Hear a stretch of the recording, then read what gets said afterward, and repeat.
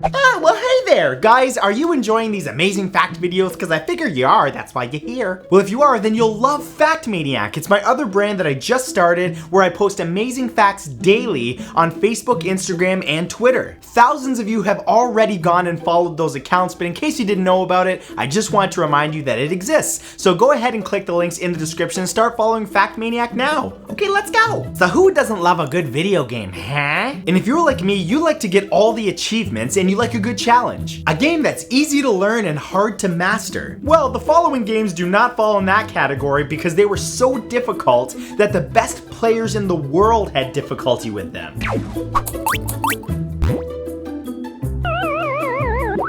Here are the 10 hardest video games ever made. Number 10 is Shinobi 3D.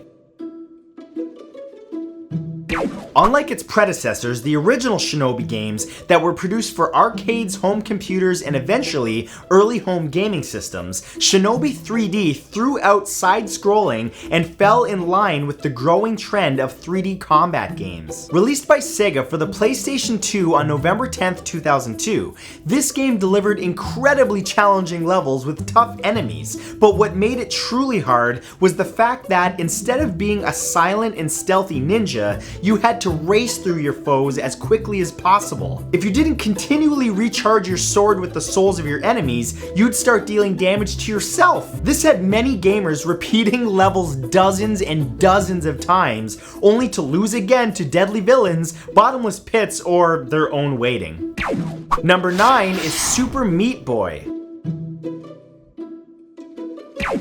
Super Meat Boy? They named a game Super Meat Boy? Okay. Initially released for Xbox 360 and Windows in late 2010, Super Meat Boy is now available for PlayStation 4, Wii U, Nintendo Switch, as well as other platforms due to the critical acclaim that it received. The brainchild of Team Meat, this game actually won IGN's Most Challenging Game Award in 2010. The gameplay demands that you race as fast as you can through obstacles, most of which will kill you, which leads to many pressings of the reset button. I almost got it.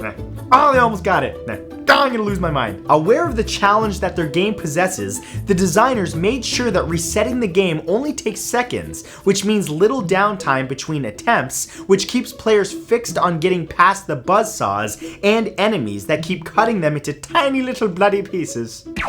Number 8 is Mega Man 9. Considered some of the most challenging side-scrolling games that Capcom ever released, the Mega Man series was a huge hit with gamers. So much so that a throwback to the first sequel, 1988's Mega Man 2, was created for modern systems. Complete with 8-bit graphics and retro sounds, Mega Man 9 was unleashed on the world through Xbox 360, PlayStation 3, and the Wii in September of 2008. But while many felt the nostalgia of playing a familiar game, they also were met with a very tricky and often frustrating series of levels. Enemies popping out of holes, flying in quickly from off screen, or falling from above taunt you as the player, often suddenly grabbing you and hurling you towards pits or spikes. I've always loved the Mega Man series, but I do remember this game and it just makes me I think it just felt some more hair fall out. Number 7 is I Wanna Be the Guy.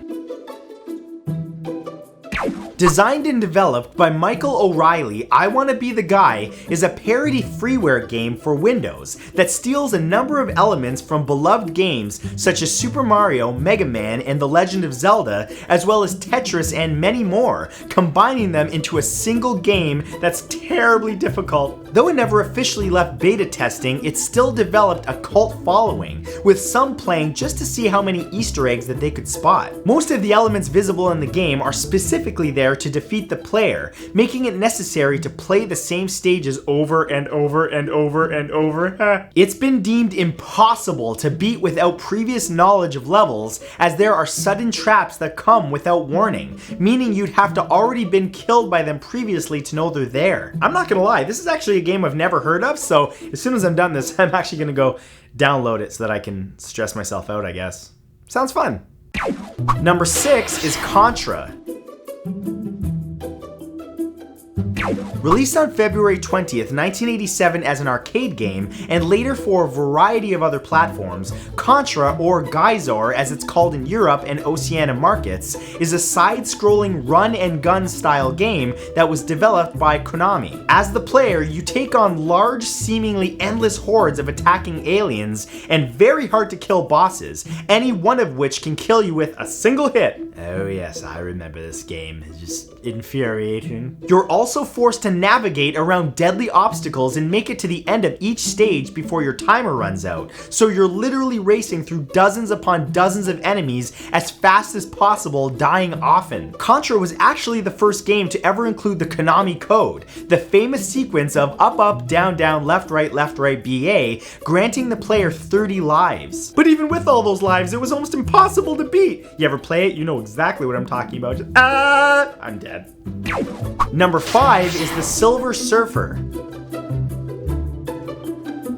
Developed by Software Creations and released in November of 1990 for the Nintendo Entertainment System, this shoot-'em-up game is considered by many to be a prime example of poor game design. The game is auto-scroller, and if your board touches anything, including walls, enemies, or tiny projectiles that have been launched at you, you instantly lose. To make matters worse, many stages force you to navigate angled paths with a board that's always facing the same direction and is way too long, meaning you've got to be a pro at the game and extremely patient to ever see how it ends. Like I said, I played this as a kid and I remember how fun it was at first and then immediately basically almost cracking the game in half. So yeah.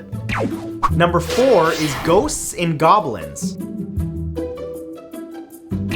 Vastly considered by players and gaming magazines to be easily one of the most difficult games to ever torture players, Ghosts and Goblins definitely saw its fair share of smashed televisions with controllers sticking out of them. I can't beat it! Released in 1985 as an arcade game before being developed in 1986 for the original NES and Commodore 64, Ghosts and Goblins was extremely challenging, burdening players with items that they didn't want, and if they got hit just twice, you die. But what really had players furious was the fact that after hours and hours of agonizing attempts to reach the end of the game, you find out you're in a trap and the princess you're after isn't there at all. Oh yeah, sorry, spoiler alert, you know, in case you were gonna play this infuriating game. You're then sent back to the beginning of the game and forced to play the entire thing again with even harder obstacles to overcome to reach the real ending. Number 3 is Ninja Gaiden. Considered a hack-and-slash video game, the reboot of the Ninja Gaiden series brought with it a challenge that many found even more overwhelming than the bloody decapitations and ultra-gross monsters. Released by Team Ninja on March 2nd, 2004 for PlayStation 2 and Xbox, this super violent action game pits players against fast-moving antagonists that dodge almost every attack. If you didn't play the level perfectly, you died. Pretty much one mistake against a monster and you're restarting the level. Though the original release came without the ability to change the difficulty level, a re-release in 2005 called Ninja Gaiden Black allowed the players to take on an easier challenge, which was a welcome enhancement by anyone who actually wanted to see how the damn game ends. Number 2 is Dark Souls 2.